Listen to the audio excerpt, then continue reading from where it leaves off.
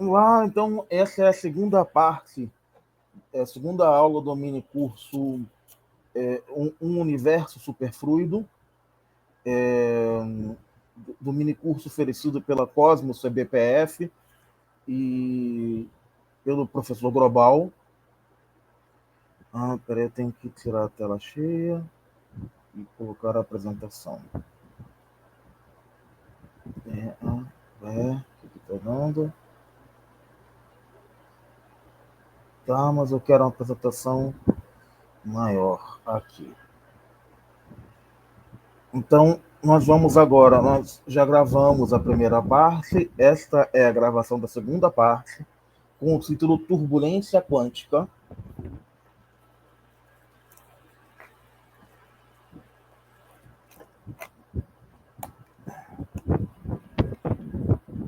Acho que, eventualmente, turbulência quântica poderia ser um mini curso só, em algum momento, né?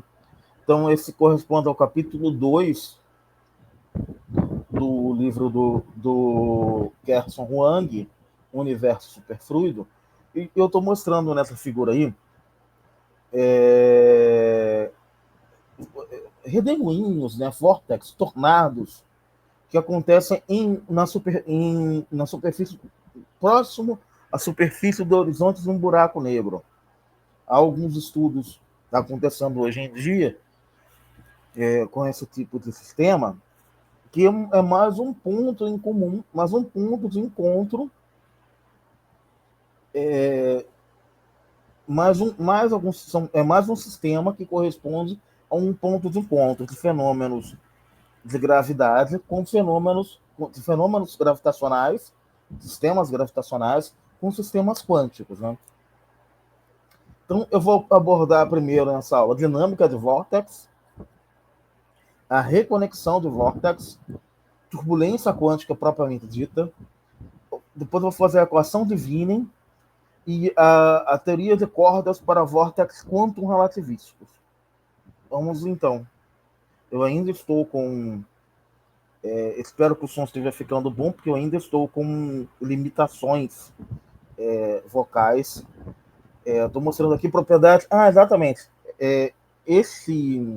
Essa é a referência daquela figura, dessa figura. É um trabalho bem recente.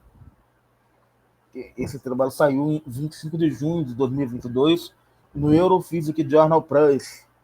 Ele saiu já em 23, aqui no Archive, que ele foi postado em 22. Ele foi publicado em 21 de maio de 23.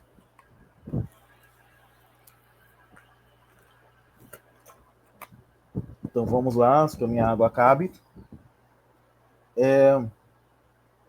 Isso que a gente está vendo na figura é basicamente o trietro de Frenet-Serran aplicado a um escoamento, né? Então nós temos aqui, na verdade não tem o trietro inteiro, porque aqui tem o vetor tangente e um vetor normal, e o binormal estaria entrando na tela. E nós temos uma circulação em torno dessa linha, né? VS aqui representa uma circulação em torno dessa linha. O parâmetro que a gente está usando para parametrizar essa linha de fluido é o parâmetro tau, né? Isso é chamado de modelo de Schwarz, ou seja, nós temos essa linha sendo parametrizada por S,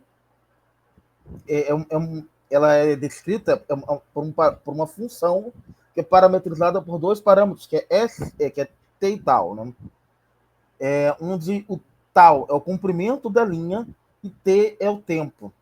Assim a gente tem derivadas direcionais em a S' é derivada com relação a tau e ela me dá o vetor tangente, é derivada com relação ao comprimento da linha, e esse ponto é derivada temporal. Essas duas linhas é a segunda derivada com relação ao tempo e que constitui a base bidimensional a parte bidimensional da base tridimensional do trietro de Frenet-Serran.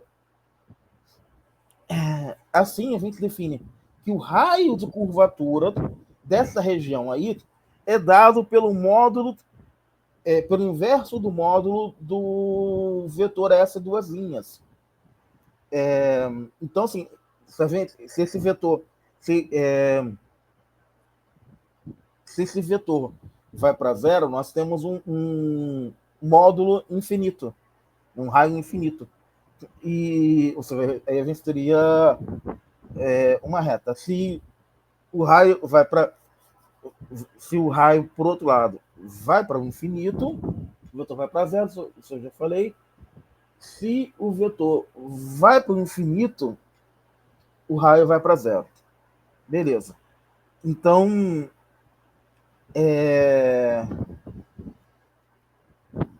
o que eu estou.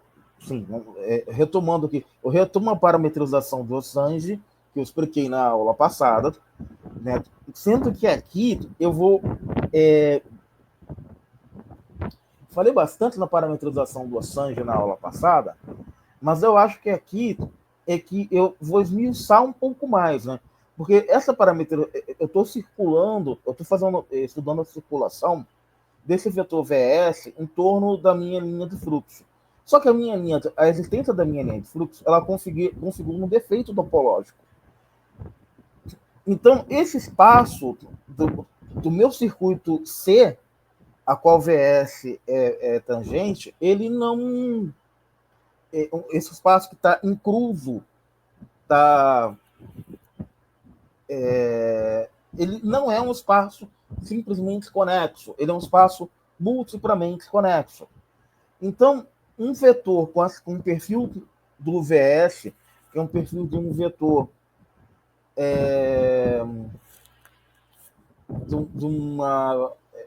de um escoamento gradiente, ele acaba tendo uma região a mais, o gradiente, né, o escoamento gradiente, mais alguma coisa que por conta desse defeito topológico.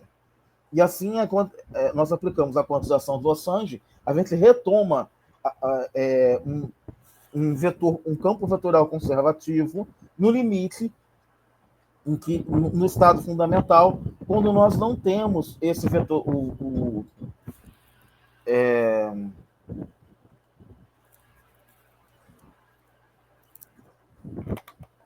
quando nós não temos a linha de fluxo. Então, pelo teorema de Stokes, nós podemos calcular a vorticidade. Aqui eu estou seguindo a notação do Huang e representando a vorticidade por K.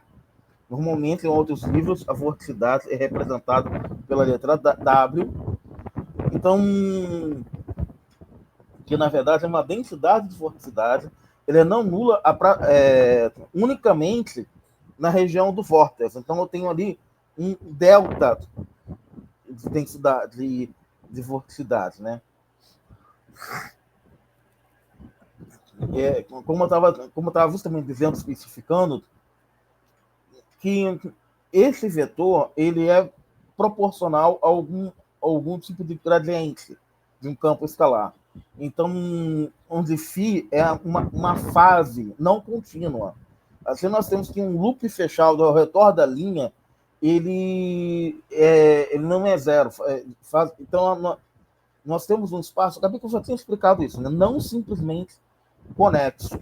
Portanto, eu posso representar esse vetor VS, eu já tinha comentado sobre isso também, como um V0, que é a parte gradiente, mais um vetor B, que é alguma coisa a mais.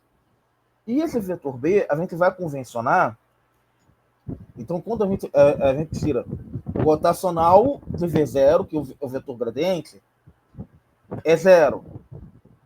E o vetor B, que é esse que me garante que a estrutura de defeito topológico, ele tem um gradiente de B igual a zero, ou seja, um divergente, desculpa.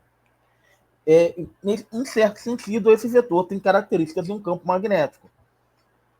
Então, o rotacional do campo B, ele é igual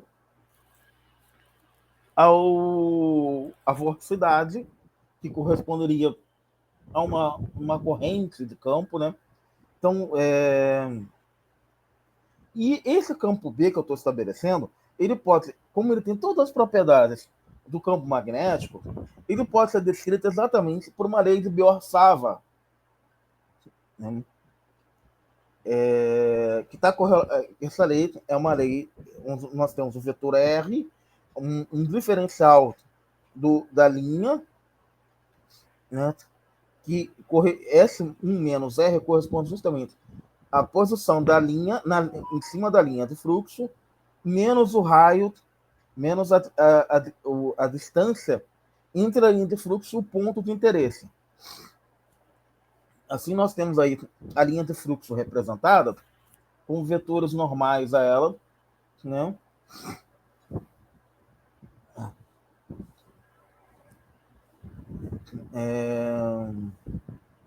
E para facilitar o entendimento desse processo todo, eu vou apresentar aqui um adendo ao livro do Wang, que é a demonstração da equação de Schwarz, que foi... Eu já tinha posto ela aqui em algum canto. Deixa eu ver. Ah, não, eu não botei. Exatamente. Ela vai aparecer agora. A equação de Schwarz, ela vai envolver essas grandezas todas aqui. E aí, eu vou chegar nela agora, que é uma equação que relaciona as propriedades da linha de escoamento nesse formalismo de Frenet, geometria diferencial. Então, eu vou usar essas duas referências como base, que inclusive é um artigo do Xiong e do próprio Huang, relativísticos, dois fluidos hidrodinâmicos relativísticos com vórtex quantizado e não linear Klein-Gordon. Então, eu considero a linha de escoamento, como eu tinha feito, parametrizada por esse vetor S, que depende do comprimento da linha e do parâmetro temporal. Eu tenho aqui meu R, que é exatamente o inverso do módulo do vetor normal, e eu tenho uma circulação em torno dele que forma essa estrutura como um filamento de vórtex, que é que a gente chama de um defeito topológico. Assim, eu vou parametrizar esse S de Q e T agora. A minha velocidade, a exemplo que eu tinha feito com o campo B, ela é dada pela lei de Bohr-Sava, como eu tinha apresentado, e o módulo S1 menos R, ele tem que ser menor do que esse raio do filamento do vórtex. Assim, portanto, o raio desse anel fica dado dessa forma. Né? E esse ponto não local, ele é dado por essa fase desses dois campos escalares. De um lado, acima, digamos, acima e abaixo da linha de vórtice, né? Ou a esquerda e a direita da linha de vórtice. E com isso, a gente consegue escrever, então, finalmente, a equação de Schwarz, que relaciona o triedro de Frenet, que aqui nós temos exatamente a constituição do triedro com esses três vetores do triedro de Frenet, Frenet-Serrin, mais esse outro termo, que é o termo do defeito topológico, que eu tinha comentado, que é aquele setor do campo VS, do campo de velocidade VS, que tem uma estrutura rotacional, que é esse que eu estava mostrando. Né? Então, nós temos essas condições de fronteira, ou seja, aqui eu estou fazendo a aplicação dessas condições de fronteira é bem parecido com o que a gente faz em eletromagnetismo, quando a gente está estudando eletromagnetismo na matéria. Na verdade, inclusive, são as mesmas condições de fronteira, né, que a gente está basicamente estabelecendo. Então, aí nós temos o triedro de Frenet totalmente estabelecido, com o vetor tangente, vetor normal, e esse aqui é o binormal, que é o que nós estabelecemos nessa equação. Então, e aí veja que a derivada temporal não fica só dependente do triedro do vetor binormal. Ela é o vetor binormal, mais essa constante de acoplamento aqui, e esse termo que está ligado à vorticidade. Então, com isso, a gente consegue relacionar as três grandezas da geometria diferencial, que são os vetores tangente, normal, binormal, a derivada temporal da curva e essa circulação que se dá em torno dessa curva, que é dada pelo vetor V, que é dada por esse cara aqui, que é, né, exatamente, vocês percebam, que é idêntica. Como eu estou usando ali uma outra referência, a notação deu uma variada, mas é idêntico a esse cara, também dado por uma lei de Frenet-Serra. Então, toda a explicação que eu faço para esse cara também se aplica nesse cara, nesse setor aqui, o K sobre 4π. Então, nós aplicamos ali condições de fronteira, onde o divergente e o rotacional do campo V precisam ser nulos, e atuando com o vetor normal nessa relação, nessa combinação linear, nós também temos uma situação de nulidade. Então, a gente está construindo aqui, a gente construiu o triedro de vetores, né, o triedro de Frenet-Serra, e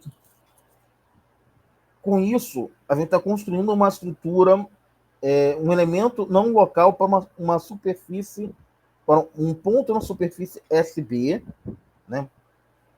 E a gente pode notar que a velocidade de SB é sempre ao longo da superfície, é sempre ao longo, como está representado aqui. Não sei se está aparecendo a minha setinha.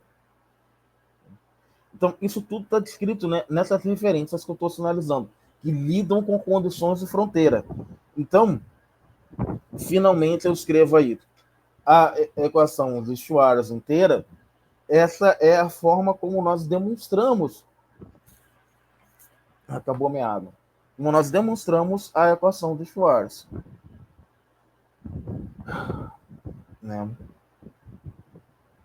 Eu volto, assim, ao estudo dos dois fluidos em um cenário em que eu vou postular uma força desse tipo aí, que eu já vou dizer quem é, né?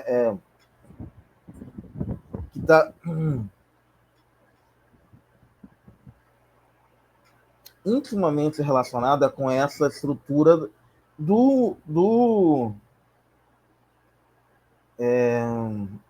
da equação de Schwarz. Vocês podem ver que isso é uma coisa que foi deduzida em 1985. Então, é uma coisa bem recente, né?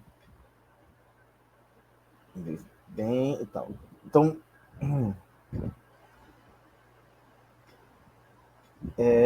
eu volto à descrição de dois fluidos aqui, um fluido paralelo e um fluido normal, onde eu discuto, exatamente, eu mantenho aquela anotação que eu estava usando para o S0 ponto, que é em relação à variação temporal da minha curva. O S' é o vetor tangente da curva. Os dois alfas são constantes, como eu tinha mostrado aqui. Esses são os dois alfas, são as constantes, né? Então eu tenho essa força, que é uma densidade de força por vórtex e por densidade de estados excitados. Então, ela fica relacionada dessa forma. Então, aqui eu tenho a velocidade normal menos a velocidade normal, a linha de escoamento, menos o S.0. E aqui eu tenho esse produto vetorial com o vetor tangente. Assim, eu posso fazer algumas considerações qualitativas.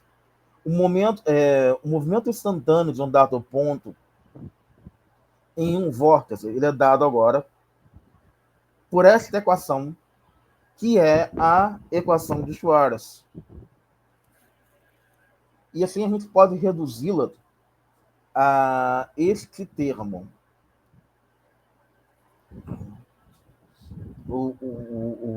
Na verdade, a constante S0 fica reduzida a esse setor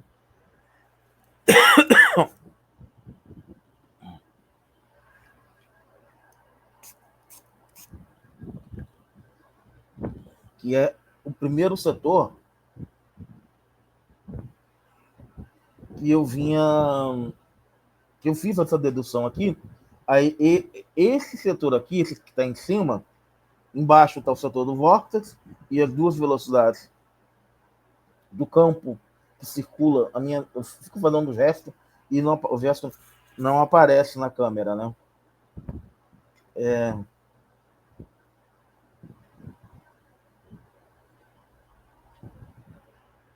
Pois bem, eu tinha ido. Onde que eu tinha parado? Tá. Eu tinha chegado aqui nesse setor. Era isso que eu estava mostrando. Então, eu continuo escrevendo o movimento do vórtice em uma curva. O comprimento dos vetores reflete a velocidade do vilamento do vórtice num movimento em cada ponto.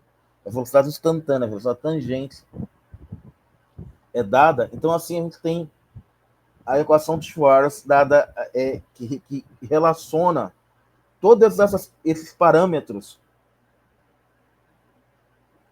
da parametrização da curva, do deslocamento do vórtice, com o fluido perpendicular que está girando, né?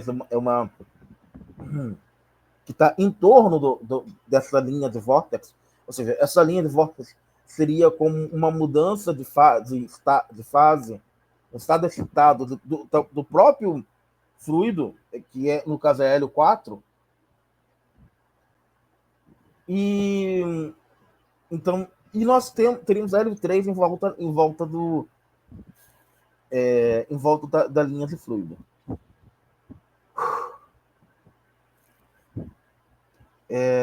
Pois bem, assim a gente pode dar aqui um valor desse campo, para um dado valor do campo dirigido, é a velocidade normal menos VSA, que identifica um certo raio de curvatura, que é esse daí. Né? A gente tinha achado que era beta, então a gente tem um certo raio de curvatura que ele fica relacionando desse jeito beta, né? Aqui, onde está o raio de curvatura, Vn menos aqui, ó, o beta aqui e ó, o beta aqui, nos dois pontos onde aparecem o triedro de Frenet. Na verdade, ele é o bivetor do triedro de Frenet. Dessa forma, a gente tem a relação de Schwarz relacionando a variação temporal da linha de fluxo, o vetor S, que é aquele vetor VS, que é aquele vetor gradiente que circula, que tem uma circulação em volta da linha de fluxo, mas esse parâmetro isso faz uma combinação linear com o bilinear da base de Frenet-Serrat. Nesse sentido, eu vou fazer uma redefinição de variáveis agora. Eu vou chamar de uma velocidade local da linha de vórtice nesses termos aqui. Esse ponto é igual a VL, que é conhecido como VL, que é velocidade local, ou seja, esse é o vetor tangente propriamente dito. Que em geral não coincide com a velocidade do superfluido, que é a Vs. Então, essa equação está também relacionada à velocidade local, à velocidade do superfluido, mais o bivetor da base de Frenet. Então, você tem o bivetor da base de Frenet, ele justamente vai ser a diferença entre a velocidade do superfluido e a velocidade local do vórtex. E essa construção que eu estou fazendo me dá, em termos de força, que eu tinha começado a estabelecer algumas transparências atrás, que eu tinha dito quem era, naquela transparência que eu acabei de sair, que eu estou aqui, né? Esse termo de força aqui, eu agora posso dizer quem é ele. Esse termo de força é uma força de Magnus, que é uma força inercial, que justamente é um produto vetorial do vetor tangente com essa diferença de velocidade local e a velocidade do superfluido. Que é a velocidade de escoamento do superfluido. E eu tenho uma outra força, que é FD, que encontra uma VNS aqui, é a diferença entre a velocidade paralela e a velocidade normal, o vetor de bivetor de Frenet-Serrin, o vetor tangente,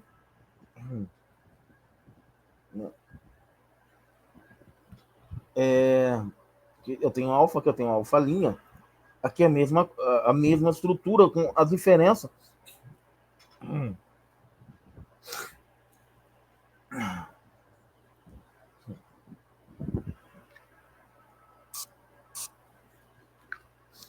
Desculpa, interromper. Eu tenho, na verdade, quase que a mesma estrutura repetida dos dois lados. A diferença é que eu estou lidando com constantes diferentes.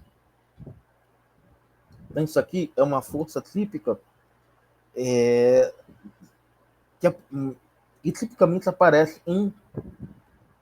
em superfluidos, né? E aí você percebe que esse setor aqui de dentro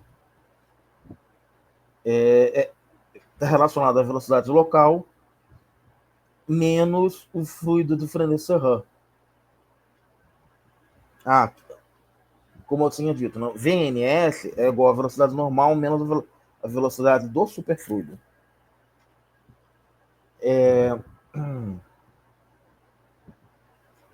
Com isso, eu tenho a equação de Schwarz escrita e alguns dos seus desdobramentos, que são exatamente a descrição dessas duas forças que atuam, são forças inerciais mesmo, né? Que atuam no superfluido, modelando a estrutura geométrica do superfluido com esse tipo de estrutura.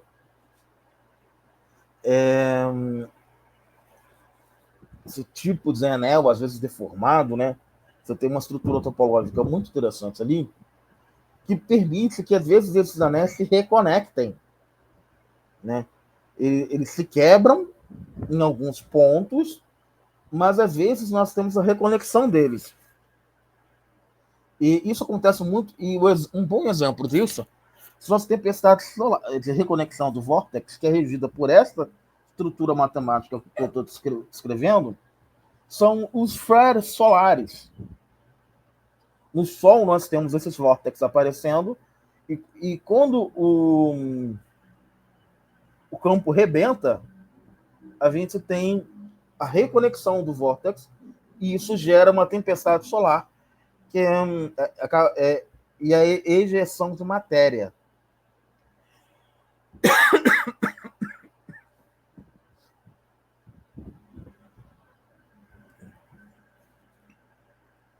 Nesse sentido, a velocidade de escoamento do fluido é dada por esse raio do anel de vórtex. Então, eu tenho um parâmetro de reconexão que ele está relacionado com o inverso do módulo da velocidade.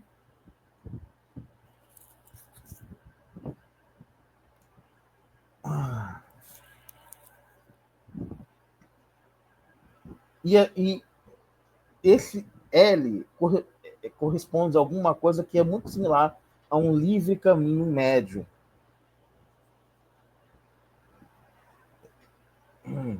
Bem, dito isso, eu consegui descrever minimamente a estrutura de reconexões de vórtex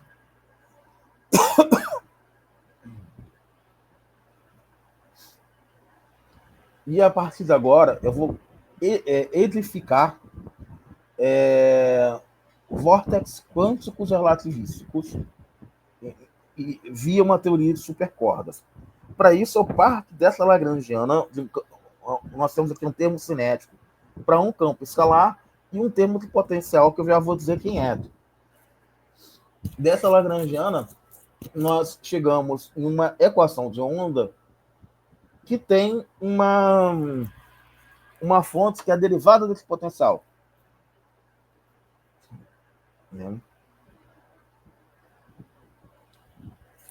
A gente resolve isso aí para um parâmetro de ordem desse tipo, e aí a gente acha uma velocidade que é tipo de um gradiente, só que é um quadrigradiente aqui. A gente está mexendo, como um vórtex relativista, está mexendo com uma estrutura minkowskiana. Eu esqueci de comentar essas teorias de dois fluidos são teorias de gravidade emergente.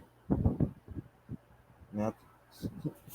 A mesma quantização que eu vim aplicando é aplicável a esse campo de velocidades, e eu faço a mesma decomposição desse campo de velocidades em um setor gradiente, mais um outro setor que é rotacional, que equivale a uma vorticidade. Quando eu faço isso, eu tenho a fase contínua, que era aquela primeira que eu estava descrevendo lá, que era essa aqui, associada a essa velocidade. Então, isso é uma fase contínua. Quando eu faço essa mudança de variáveis, eu estou introduzindo um parâmetro de ordem. Na verdade, essa é a fase descontínua. Troquei as bolas. Agora eu vou introduzir. Então, eu tenho um parâmetro de ordem baseado nessa fase, que é descontínua, porque ela tem um termo a mais, que está associado ao vórtex, né? A vorticidade. E agora eu vou fazer uma mudança de variáveis para que eu possa ter um parâmetro de ordem suave, e com isso eu tenho uma nova lagrangiana com a introdução da estrutura de vorticidade no setor cinemático da lagrangiana. E eu tenho que o meu potencial, que antes estava descrito em termos dos campos φ, fica descrito em termos dos novos campos psi. Então, são uma mudança de variáveis que cria uma derivada covariante e modifica o meu potencial para poder introduzir a ideia de vorticidade. Na lagrangiana, a quantização, a gente tem uma liberdade de transformação de gauge que atua tanto no parâmetro de ordem, nesse parâmetro de ordem, quanto no campo de vorticidade. Aliás, o campo B como ele é em tudo similar a um campo magnético, a gente pode fazer com ele as mesmas coisas que a gente faz com o campo magnético. Então, nós temos aqui uma teoria de calibre. Pois bem, nós temos um calibre local, né? E essa fase contínua ela pode ser modificada com o acréscimo dessa fase alfa, constituindo isso numa transformação de gauge, onde nós temos que toda a estrutura de vorticidade bate em cima do campo B. E é sobre ela que nós, sobre o campo B, que nós fazemos a quantização do Lossange. Mas esse campo B, ele pode ser descrito como ele era como um potencial vetor, né? Então eu posso ligar a ele um potencial, um vetor, um tensor de rank 2, e aí eu faço uma nova quantização pelo teorema de Stokes para um tensor de rank 2 tipo antissimétrico, onde eu defino esse tensor de rank 2 como uma curvatura associada ao primeiro parâmetro de a primeira fase do parâmetro de ordem anterior que eu tinha proposto, que era a fase descontínua. Então, esse cara aqui, esse campo aí, ele tem como fonte a descontinuidade que a gente está estudando. E eu defino a vorticidade a partir do rotacional do campo B. Então, isso é uma forma de se introduzir vorticidade nessa lagrangiana para campos escalares. E aí eu defino esse meu novo campo K dessa forma, né? Ou seja, esse campo K ele tem uma característica de curvatura associada ao meu campo de vorticidade.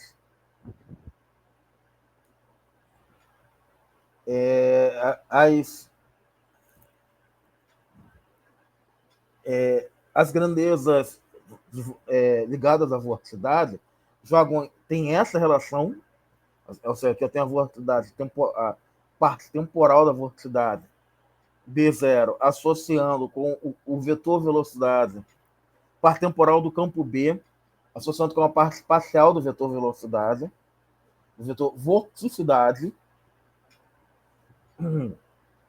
E eu posso pegar um campo, esse potencial vetor BMI, e transformá-lo em com uma contração da derivada de um outro campo que pode ser entendido como um campo de ordem 3. E onde o campo de ordem 3 obedece a um gauge de Lorentz. Então, eu tenho esse novo campo de ordem 3 com essa carinha aqui, e aí percebam o seguinte, esse novo campo de ordem 3, e também é antissimétrico, né?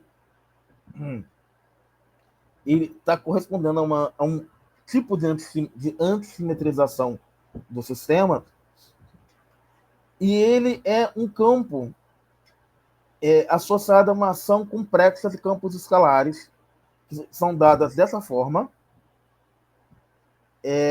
Assim a gente tem a ação desse campo com um setor cinemático, um setor de massa e um potencial externo. E S1 é o setor de interação, que corresponde com uma massa, ou talvez como uma condutividade do campo F. Quando a gente faz isso, ou seja, a gente fez várias mudanças. Isso aqui pode parecer meio confuso, porque a gente fez algumas mudanças de variáveis, né?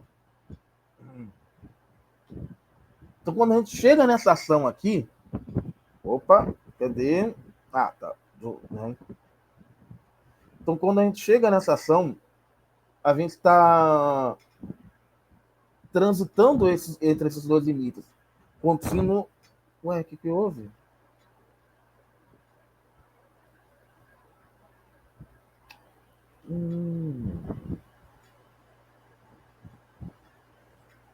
Pois é, eu ia chegar. Me parece que houve um defeito de transmissão nisso aqui, porque este campo aqui é um campo de Cauchy-Ramond, um campo do tipo de cordas, né? Que configura um campo de Cauchy-Ramond. Por algum motivo, eu não estou conseguindo ir para os para as partes finais do campo da apresentação. E como eu não quero perder esse vídeo, eu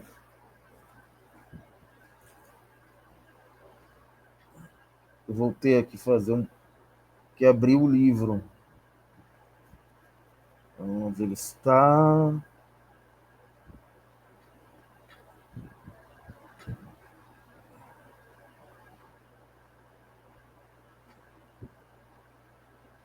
Aqui.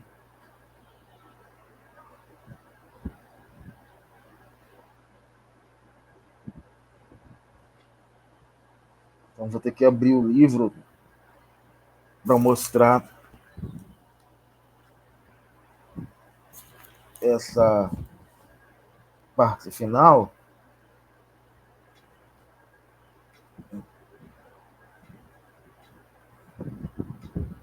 Tá, aqui está o livro.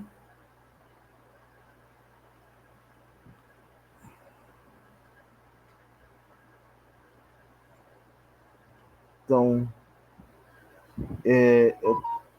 eu estou fazendo justamente essa parte da seção do capítulo da 29, né? Página 29. Vamos lá, então.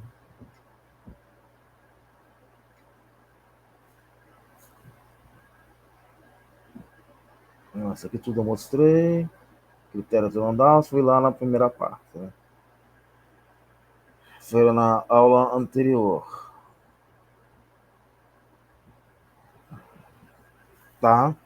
Então, isso aqui eu mostrei nessa aula, que foi a constituição. Aqui está o campo, o potencial vetor, a reconexão dos vórtices. Nossa, tudo reconexão dos vórtices.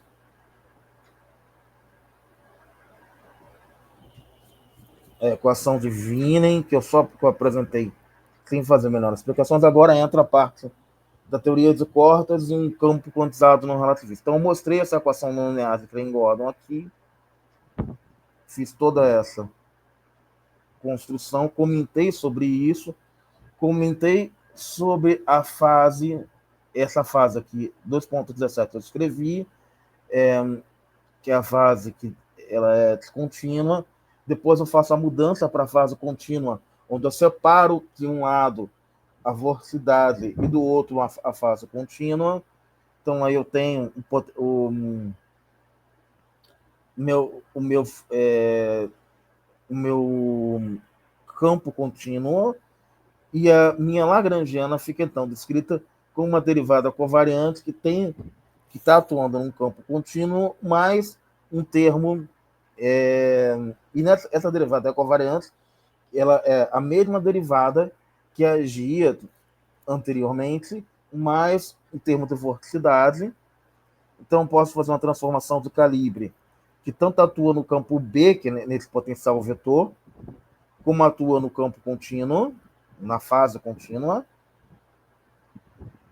Tá, aí eu continuei construindo, né? Ou seja, aqui eu estou lidando com alguma coisa muito similar a um campo magnético, então eu defini um tensor de rank 2 antissimétrico, que tem a cara de uma curvatura associada à fase descontínua,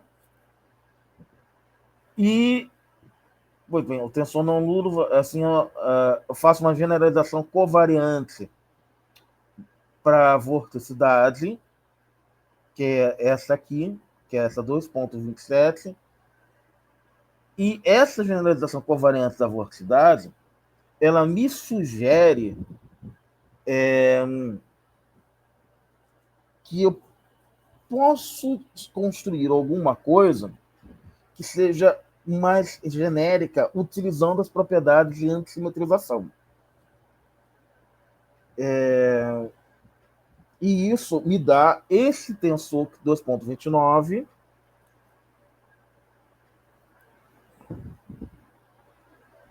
ok, que é exatamente o tensor, o H-mini aqui, 2.29, H-mini lambda, que é um tensor que é o tensor de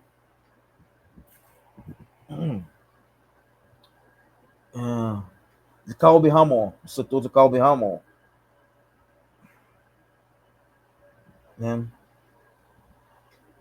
Bem, e aí eu retorno com o setor do Cauchy-Ramon para dentro da Lagrange, para dentro da ação, e eu reescrevo essa ação em termos do Cauchy-Ramon, onde eu tenho que S0 é o fluido, o escoamento do superfluido,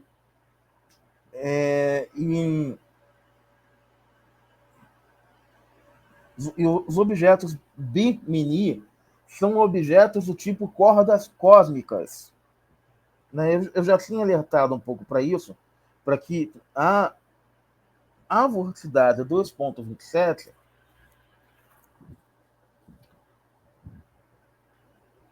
poderia estar representando um objeto do tipo corda cósmica. Então, nós temos isso se manifestando aqui explicitamente, com a constituição desse campo de Cauchy-Ramon e a representação, portanto, a representação do campo de cordas cósmicas.